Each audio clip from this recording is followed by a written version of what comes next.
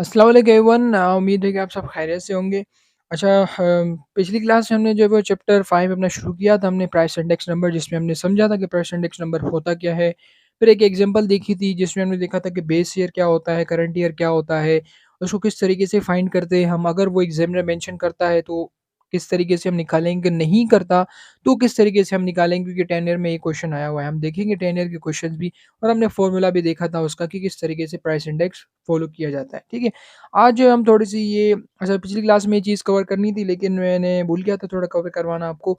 तो आज इसको हम थोड़ा देखेंगे, टाइप्स ऑफ इंडेक्स नंबर क्या होते हैं, और उसके बाद हम जो है वो अपना simple price index, fixed base और चेन बेस मेथड, ये दोनों हम चीज़ें कवर करेंगे। तो चैनल को भी ज़रूर सब्सक्राइब कर लें। यहाँ पे जो है वो अल्हम्दुलिल्लाह सारे कोर्सेज़ अपलोडेड हैं, कुछ मतलब हो गए हैं। स्टैट्स का तकरीबन हमारा चैप्टर 5 चल रहा है। उसके बाद एक और चैप्टर, चैप्टर 6 और हमारा कोर्स यहाँ पे कंप्लीट हो जाएगा। तो पूरा जो है वो कोर्स आपको यहाँ पे मिल जाएगा। प्लेलिस्ट में चले जाएँगे अगर आप, तो वहाँ पे सेकंड ईयर स्टैटिस्टिक में स्टैट्स में चले जाएँगे आप, तो वहाँ पे आपको ये मिल जाएगा, ठीक है? और अल्हम्दुलिल्लाह जैसे ही कोर्स कंप्लीट होगा, तो बाकी सब चीज़ों पे भी हम फ़ोकस करेंगे। बाकी ये कि अगर आपको बैंकिंग का कोर्स जॉइन करना है, कुछ लेक्चर्स पड़े हुए हैं यूट्यूब चैनल पे मेरे पे, वहाँ पे देखेंगे आपको डेमो क्लास एक तरीके से हो जाएगी। इसी तरीके से जो है पूरा कोर्स अवेलेबल है। अगर आप जॉइन करना चाहते हैं, उसकी एक छोटी-मोटी सी फ़ीस है, बिल्कुल कम फ़ीस है। वो इसीलिए रखी गई है ताकि सिर्फ़ पढ़ने वाले स्टूडेंट ही आएँ, ना कि टाइम पास वाले। तो अगर आप जॉइन करना चाहते हैं तो इंशाल्लाह जॉइन करें, उसमें एक टारगेट पेपर भी आपको प्रोवाइड कर दिया जाएगा, नोट्स हैं, ठीक है? और नोट्स में से ही जो नोट्स पढ़ाऊँगा मैं, वही नोट्स आपको भी प्रोवाइड कर दिए जाएँगे ताकि आपको याद करने में भी ईज़ी हो जाए। और सारे टेक्निक्स वगैरह सब अल्हम्दुलिल्लाह मैंने जो है अच्छे नंबर लिए थे, तो आपके लिए भी रिकमेंड है, अगर जॉइन करना चाहते हैं तो कर लें। तो एक टाइम फ़ीस देनी पड़ेगी, कोई बार-बार नहीं है। तो जो है इंशाल्लाह वो आपका जल्दी कोर्स जो है वो 1 महीने के अंदर में कंप्लीट हो सकता है, ठीक है? तो ईज़िली वो कवर हो जाएगा। तो type of index number, basically ये टाइप्स ऑफ इंडेक्स नंबर है, ये हमारे लेवल पे यूज़ नहीं होते, ये जब आप हायर लेवल पे जाएँगे तब ये आपको चीज़ें थोड़ी दिखेंगी, ठीक है? तो प्राइस इंडेक्स नंबर, हमारे पास एक प्राइस इंडेक्स नंबर होता है। प्राइस इंडेक्स नंबर का मतलब होता है कि, लेकिन एमसीक्यूज़ में आता है तो इसलिए मैं थोड़ा आपको बता देता हूँ। प्राइस इंडेक्स नंबर का मतलब ये होता है कि भाई चेंज इन प्राइस, किसी भी प्राइस में चेंज अगर आपको चेक करना है तो प्राइस इंडेक्स नंबर यूज़ करेंगे। अगर क्वांटिटी में आपको चेंज देखना है, तो आप जो है क्वांटिटी जो है वो इंडेक्स नंबर आप उसको यूज़ करेंगे। वैल्यू एडेड, ठीक है? It is index number which shows change in total monetary worth, it deals with the change in both price and quantity. मतलब यहाँ पे अगर आपको खाली प्राइस का देखना है तो आप प्राइस करेंगे, फिर आप अगर क्वांटिटी का देखेंगे तो ये।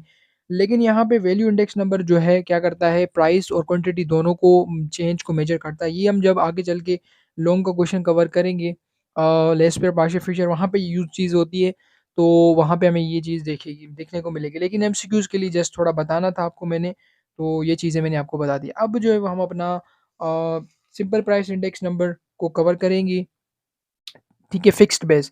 अच्छा, इसमें जो है वो पहले कि हम इसमें थोड़ी डिटेल्ड में जाएँ, ये जो है वो एक चीज़ मैं आपको बताना चाहता हूँ जो आपको इस चैप्टर में, सॉरी, इस टॉपिक में आपको बहुत तंग करेंगी, बहुत तंग करेंगी। ये मेथड और अगला मेथड हम पढ़ेंगे वहाँ पे, ठीक है? ये चैप्टर बहुत ईज़ी है, लेकिन स्टूडेंट को सबसे मुश्किल ये चैप्टर और प्रोबेबिलिटी का अगला चैप्टर जो हमारा है, वो लगता है। ठीक है? इंशाल्लाह मैं आपको इस तरीके से कवर कराऊँगा कि आपको सबसे ईज़ी ये चैप्टर लगेंगे। मुझे तो बहुत ईज़ी लगते हैं ये चैप्टर, ठीक है?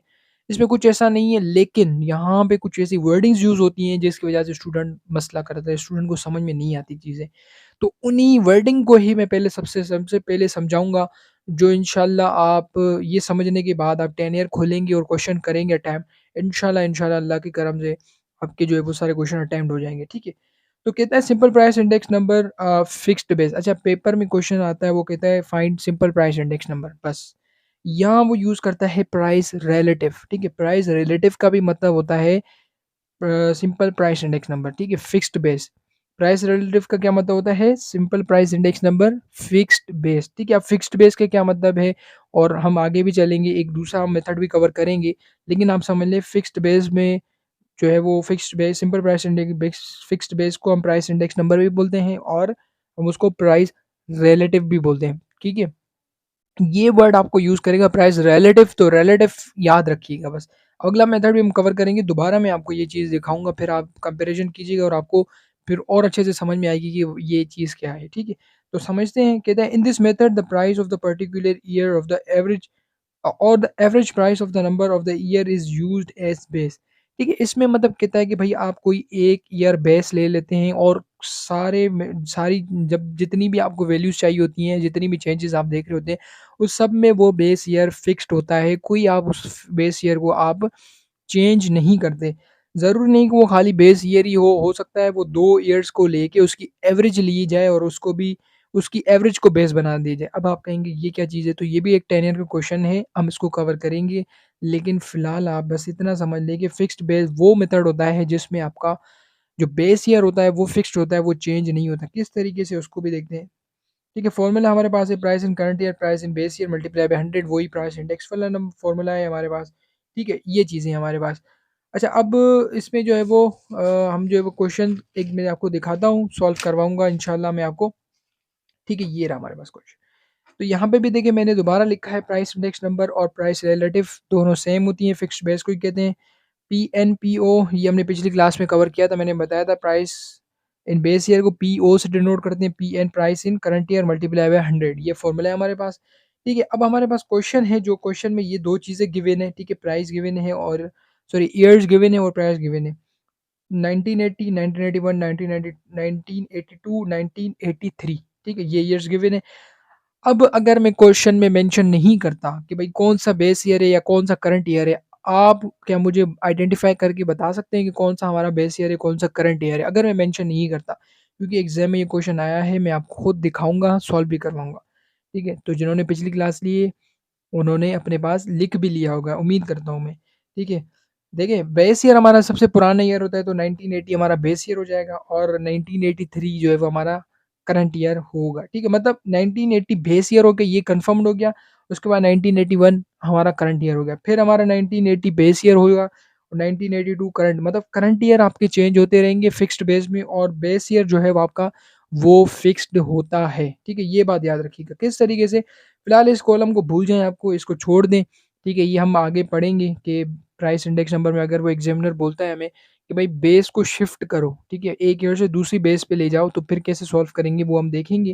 लेकिन फ़िलहाल आप जो है वो ये समझ लें कि हमें जो है वो एग्ज़ामिनर ने खुद बता दिया है कि भाई आपका बेस ईयर जो है वो 80 है, ठीक है? एग्ज़ामिनर हमेशा क्वेश्चन में बता देता है कि आपका बेस ईयर कौन-सा है, सिर्फ़ वो बेस ईयर बताता है, करंट ईयर आपके चेंज होते रहते हैं, उससे अगला बेस ईयर करंट ईयर होता जाता है। लेकिन बेस ईयर मेन चीज़ होती है जो वो हमें बता देता है। लेकिन अगर नहीं बताएगा तो फिर भी मैं उम्मीद करता हूँ अब आपको पता चल गया होगा कि किस तरीके से हम बेस ईयर को निकालते हैं। ठीक है, तो फ़ॉर्मूला अप्लाई करते हैं हम, ठीक है। ये हमारे पास बेस ईयर है तो हमारे पास देखिए 80 यहाँ पे पीओ की जगह आ गया 80। अच्छा फिर ऊपर भी हमारे पास फ़िलहाल उस इससे ऊपर कोई वैल्यू और है नहीं, तो हम इस पहला जो है वो हमारा उसी को ही हम जो है वो यही हमारा बेस ईयर है और यही हमारा करंट ईयर है, तो हमने दोनों को रखा 80 डिवाइड बाय 80 मल्टीप्लाई बाय 100, तो हमारे पास आंसर जो आ गया वो आ गया 100। ठीक है, एमसीक्यूज़ यहाँ पे एक हाइलाइट करवाता हूँ, वो ज़रूर अपने पास लिख लीजिएगा। अच्छा, जब भी हम जो है वो प्राइस इंडेक्स नंबर निकालेंगे, जो पहला ईयर होता है, जो पहला ईयर उसकी वैल्यू जो है वो हमेशा 100 आएगी, हमेशा 100 आएगी जो पहले ईयर होगा। क्यों? क्योंकि बेस ईयर और करंट ईयर दोनों उसके सेम ही होते हैं, तो इसीलिए वो हमारे पास 100 ही आती है। ठीक है, दोबारा चलते हैं आगे। अब ये याद रखिएगा हमारा बेस ईयर जो है वो 80 है। अब फिक्स्ड बेस में जो है वो 80 को अब फिक्स्ड कर लेंगे। बेस हमारी जो है वो फिक्स्ड हो गई है, अब इसको चेंज नहीं करेंगे। ये जो पीओ है ना हमारा 80, ये फिक्स्ड है, ये अपनी जगह पे रहेगा, पीएन चेंज होता रहेगा। दोबारा नीचे आते हैं, 80 देखिए वही फिक्स्ड है, यहाँ पे भी 80 फिक्स्ड है, यहाँ पे भी 80 फिक्स्ड है, लेकिन करंट ईयर हमारे चेंज हो रहे हैं। इस तरीके से देखिए, अब 80 अगर इन दोनों को कंपेयर करें, सिर्फ़ इन दोनों को, ठीक है? 1980 और 1981 को, तो इसमें आप मुझे बताएँ करंट ईयर कौन-सा है? 1981 क्योंकि न्यू ईयर है, ठीक है? तो इसीलिए हमने 81 की जो वैल्यू है 90 डिवाइड बाय 80 किया मल्टीप्लाई 100 112.50 हमारे पास आंसर आ गया। फिर नीचे आते हैं, फिर हमने जो है वो सिर्फ़ ये बेस ईयर ये फिक्स्ड है, अब इसको भूल जाएँ और इसको कंपेयर करें। 1980 और 1982 को कंपेयर करें तो करंट ईयर कौन-सा है हमारा? 1982, इसीलिए हमने इसकी वैल्यू ले ली और डिवाइड बाय 100 किया, ठीक है? इस तरीके से हम इसको सॉल्व करेंगे।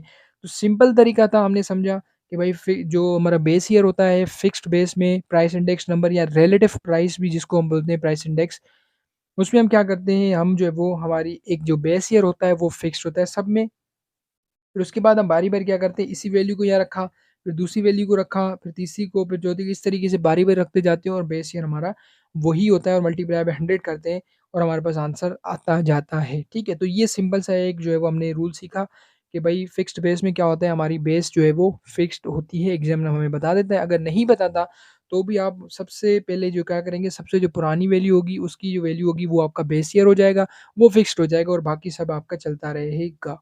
ठीक है? बेस ईयर चेंज भी होता है, वो अगला मेथड है, हम उसको बाद में देखेंगे, लेकिन फ़िलहाल अच्छा, एक एग्ज़ाम में जो है वो एक 10 ईयर में क्वेश्चन भी आया हुआ है कि जो है वो पहले आप जो है वो बेस ईयर 1980 लें और उसके बाद फिर बेस ईयर अपना शिफ्ट करें 1983 पे, उसने मेंशन किया है, ठीक है? इसमें अब दोनों चीज़ें नहीं बताएगा, मतलब वो दोनों चीज़ों को हाइड नहीं कर देगा, लेकिन एग्ज़ामिनर ने खुद दोनों चीज़ें बताई है कि भाई पहले आप 1980 को बेस ईयर लें, फिर उसके बाद शिफ्ट करें 1983 से, ठीक है?